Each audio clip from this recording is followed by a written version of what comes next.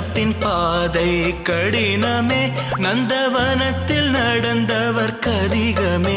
மிருதுவான தேகத்திற்கு அனுபவம், அன்னை மனதில் தோன்றிடும் சுகலயம். ராமர் கமல சரணமும் காணிலே கடந்து நடந்து ஓய்ந்ததோ, அந்த கமல பாதத்திற்கு அபிஷேகம் செய்து அமுதம் பொழிந்தாள் அன்னையும்.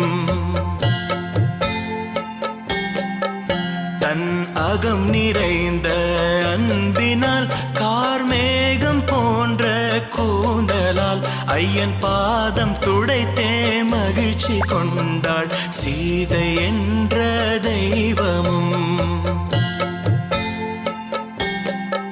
செல்லும் பாதை கண்முன் தெரிந்திட அவர் சோதனைகளை நினைத்திடார். லக்ஷ்மணனும் சீதையும் உடன் வந்திட கானின் பயணத்தை தொடர்ந்த